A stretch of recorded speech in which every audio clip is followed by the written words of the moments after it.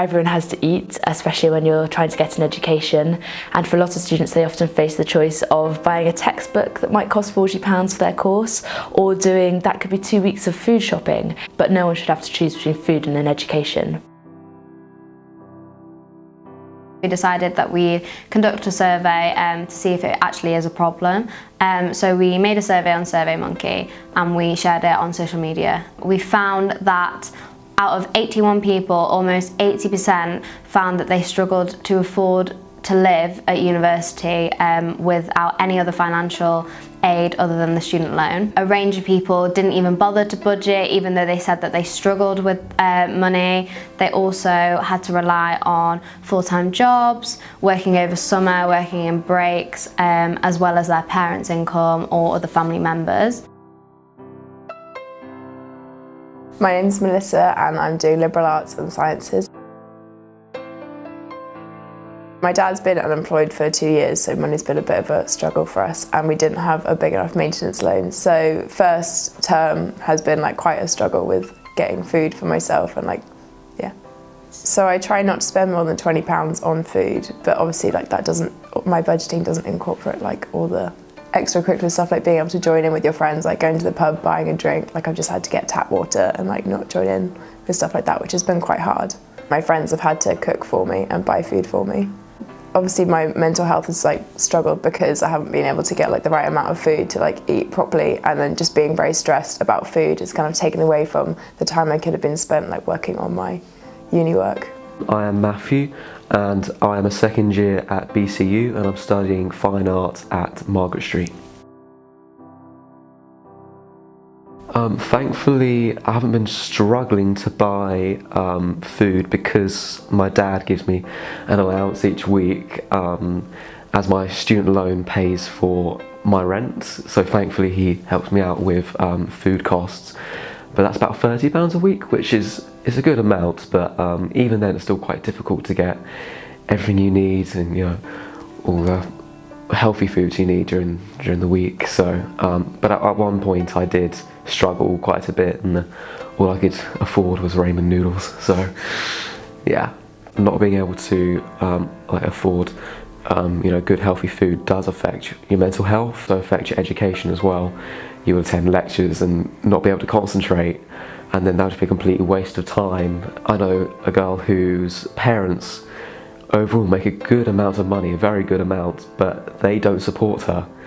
And so because her parents make a good income, student finance don't support her either. So she's really, really struggling.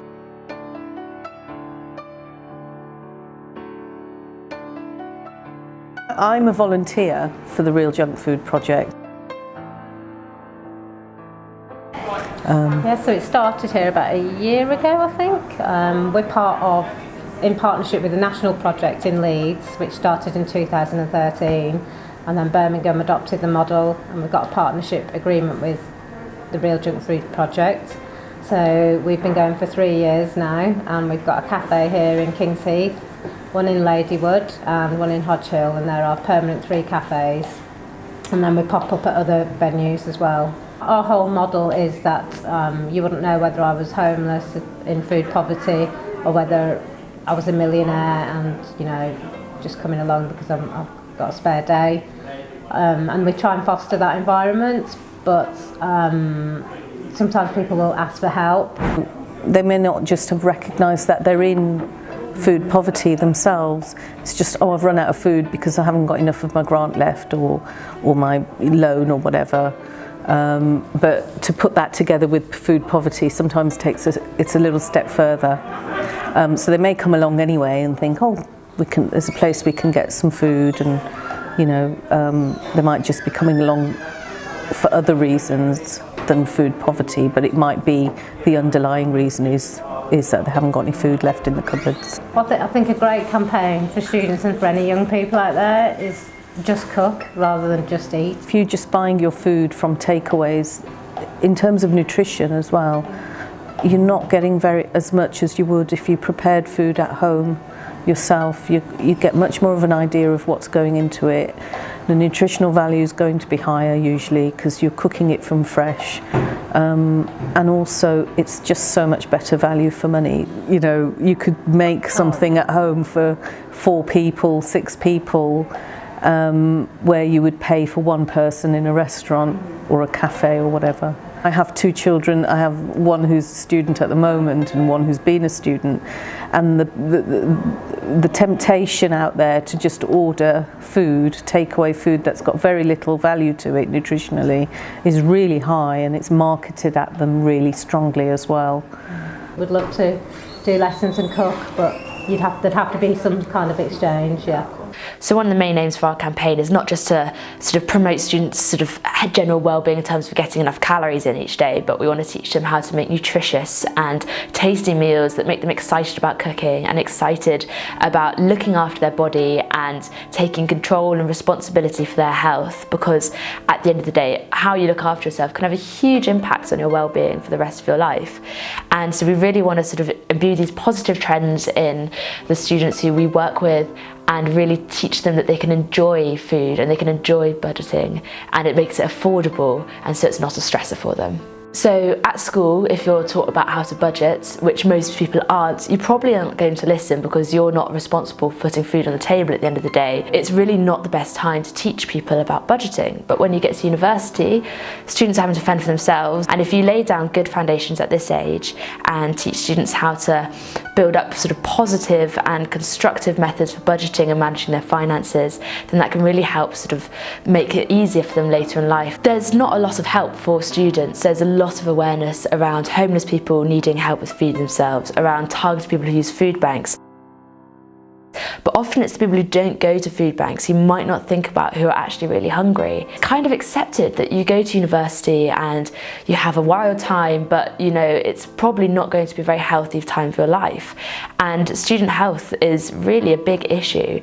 So it largely goes under the radar, but that doesn't mean that because it's not such a widely publicised area of hunger that it's an any less important area of hunger. We decided that we wanted to implement a set of classes. In these classes you'll learn how to budget, how and where to shop effectively, how to cook in bulk meals, how to avoid food waste, and how to store food efficiently, as well as going on practical food shopping sessions whilst also receiving a free meal as an incentive to go. We'd run these classes in the 3 main universities in Birmingham: the University of Birmingham, Aston University and Birmingham City University. And we'd also run them in neutral community places such as Quaker houses, so that it has the opportunity to expand beyond the demographic of students. I think people will come to these classes because if you're struggling for money, you might struggle to afford societies or sports clubs, etc. And this way you can make friends in a friendly environment who are understanding what you go through, and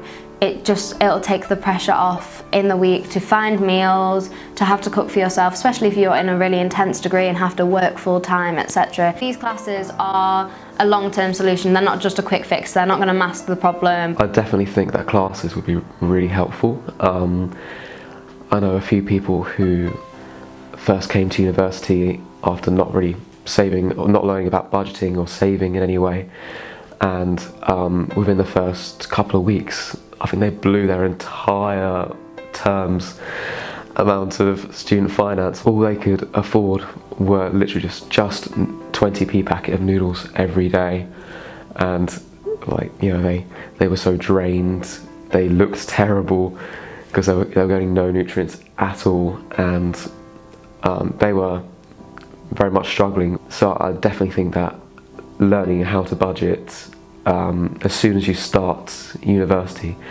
would be extremely helpful. Providing a free meal after the lessons and stuff, that would be definitely a good incentive, as I don't think any student would turn down a free meal. So because we're struggling with, you know, providing ourselves with food, so having food there would be good. Yeah.